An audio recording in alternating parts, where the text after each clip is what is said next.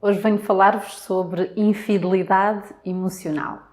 Quando falamos sobre infidelidade, pode ser difícil determinar aonde é que começa, aonde é que acaba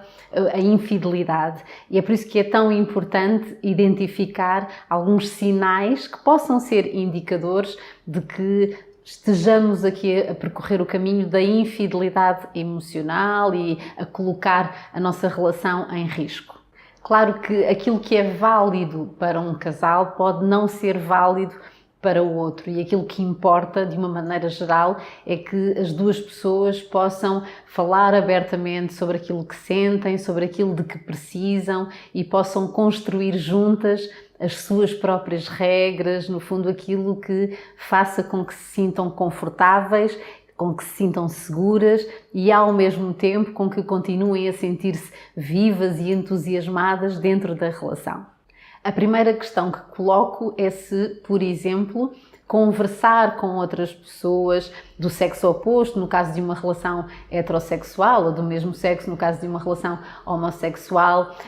será que isso é infidelidade emocional? Fazê-lo, por exemplo, no Facebook, através das mensagens privadas, conversar com os ex-namorados ou as ex-namoradas através destas plataformas, ou até ir tomar um café com alguma destas pessoas. Será que isto é infidelidade emocional? Nós podemos falar da hipótese de haver infidelidade emocional, sobretudo quando há esforços para que estas conversas se mantenham em segredo. Teoricamente não há nada de errado em conversarmos com outras pessoas, mesmo que elas tenham feito parte do nosso passado afetivo. Não na medida em que não tenhamos nada a esconder à pessoa com quem estamos. Ou seja, se eu conversar com um ex-namorado, mas for capaz de falar abertamente sobre isso com o meu marido, seguramente que não estamos perante uma situação de infidelidade emocional. Agora, se estas conversas acontecerem claramente em segredo e, sobretudo, se houver aqui o esforço no sentido de as manter em segredo, então vale a pena prestarmos atenção ao nosso próprio comportamento e questionarmos-nos, no fundo, sobre qual é o nosso propósito, qual é a nossa intenção, até para que as coisas não fujam ao nosso controle. Eu gostaria de lembrar que muitas das pessoas que são infiéis, que têm relações extraconjugais, não foram à procura de nada, pelo menos não foram à procura de propósito. E, portanto, quanto mais conscientes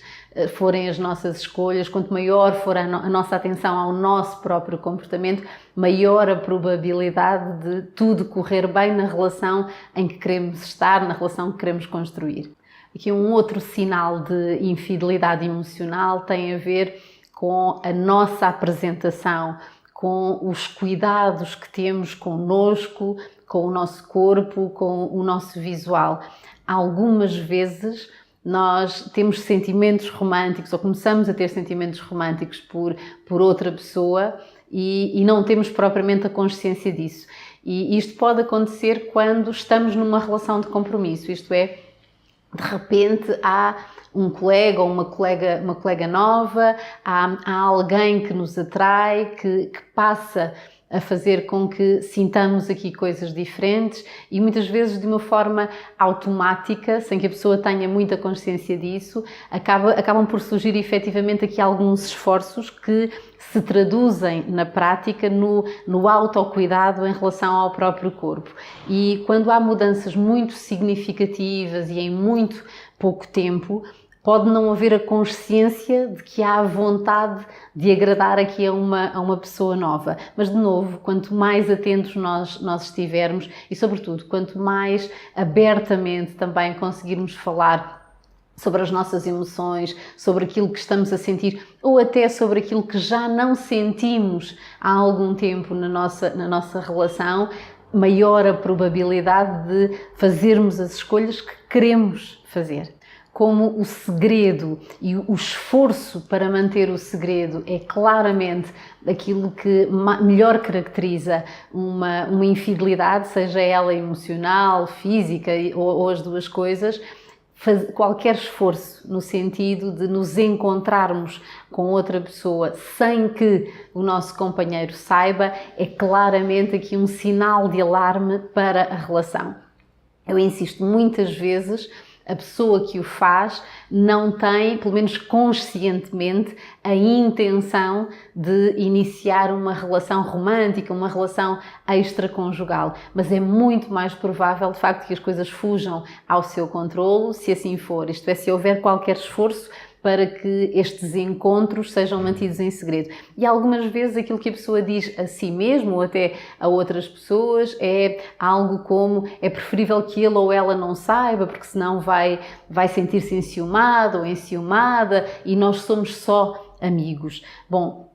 se há um acordo entre aquelas duas pessoas no sentido de, por exemplo, não haver encontros com ex-namorados ou com ex-namoradas, e se uma das partes não se sentir confortável com essa regra, é 1000 vezes preferível que se converse francamente sobre isso e que as coisas sejam feitas às claras, do que haver aqui qualquer mentira e, sobretudo, que a própria pessoa esteja a enganar-se a si mesma e, de novo, a permitir que as coisas possam fugir ao seu controle e a vida possa complicar-se aqui muito mais. Outro sinal que é possível, que é provável que haja aqui uma situação de infidelidade emocional tem a ver com apagar mensagens. Na prática, quando nós apagamos o que quer que seja, é porque alguma coisa não está bem, e é normal que nós nos preocupemos com aquilo que a pessoa que está ao nosso lado possa pensar ou possa sentir. Agora, para que apagar? De novo, é preferível que nós olhemos para nós, para dentro de nós, para prestarmos atenção aos nossos sentimentos, àquilo de que estamos a precisar, e possamos conversar francamente com a pessoa que está ao nosso lado. Apagarmos mensagens pode levar-nos por caminhos mais perigosos do que aqueles de que tantas vezes temos noção. Outro sinal de que pode estar a começar a surgir aqui uma situação de infidelidade emocional tem a ver com a circunstância de estarmos muito tempo, demasiado tempo, a falar sobre aquela pessoa. E às vezes isto pode acontecer até com o nosso companheiro ou com a nossa companheira, ou seja, sem que nos demos conta. Aquilo que acontece basicamente quando alguém nos atrai muito, quando nos sentimos atraídos por alguém, quando nos sentimos encantados por alguém, é que aquela pessoa passa efetivamente a ocupar uma parte considerável da nossa mente e, portanto, é como se fosse difícil desligarmos-nos daquela pessoa. Ela está constantemente no nosso pensamento e, portanto, quando assim é, de novo, vale a pena parar para tentar prestar atenção àquilo que está a acontecer, para que sejamos nós a tomar conta das nossas emoções, porque sempre que são, é ao contrário, ou seja, sempre que são as emoções a tomar conta de nós, é mais provável que nós façamos aquilo que eu chamo de escolhas disparatadas, isto é, escolhas das quais possamos vir a arrepender-nos. Outro sinal de que possamos estar a começar a envolver-nos com outra pessoa, ainda que apenas, entre aspas, de um ponto de vista emocional, tem a ver com a nossa própria relação, isto é, com a impaciência, com a irritabilidade. É óbvio que há alturas da nossa vida em que estamos efetivamente mais impacientes, à altura da nossa vida, seja em função dos problemas no trabalho, dos problemas com a família alargada ou outra coisa qualquer. Dizia eu que há muitas alturas em que estamos efetivamente menos disponíveis, mais irritadiços até, e isso pode não ter rigorosamente nada a ver com uma situação de infidelidade emocional. Agora, quando, por um lado, há aqui alguém novo na nossa vida e alguém que nos faz sentir bem, que nos faz sentir coisas que se calhar há muito tempo não sentíamos, e, por outro lado, nos mostramos efetivamente muito mais impacientes para a nossa relação conjugal, para a pessoa que está ao nosso lado, para o nosso companheiro, quando estamos maioritariamente irritadiços, como se já não o pudéssemos ouvir, já não o pudéssemos ver à frente. Então esse é claramente um sinal de alarme e, de novo, vale a pena pararmos para prestarmos atenção àquilo que estamos a sentir. E, finalmente, o último sinal de infidelidade emocional para o qual gostaria de chamar a atenção tem a ver com o tratamento diferenciado, isto é, sempre que nós passamos efetivamente a tratar uma determinada pessoa de forma muito especial, o mais provável é que essa pessoa esteja efetivamente a trazer-nos sensações especiais, a trazer-nos sentimentos especiais, mesmo que nem sempre sejamos capazes de o reconhecer. Eu sei que me repito, mas de uma maneira geral, quanto mais nós formos capazes de parar, mas parar mesmo, para fazer aquilo que eu chamo da autoauscultação, isto é, olharmos para nós, para os nossos sentimentos, para estas sensações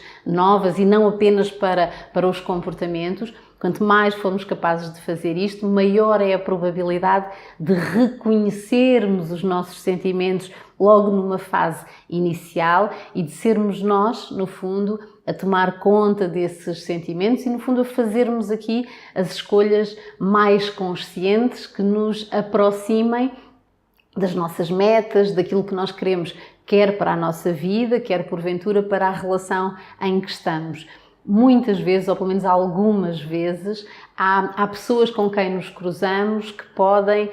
trazer-nos aqui sensações novas, podem trazer-nos sentimentos novos e isso pode ser uma chamada de atenção para a nossa relação sem que a coloquemos em causa. E pode ser essa chamada de atenção até uma oportunidade para implementarmos as mudanças que é preciso implementar para que a nossa relação continue a fazer-nos felizes, continue a fazer com que nos sintamos vivos. Não prestarmos atenção a nada disto e deixarmos apenas que as coisas fluam pode implicar aqui correr alguns riscos e correr riscos sérios quando estamos numa relação de compromisso e queremos que a nossa relação dê certo.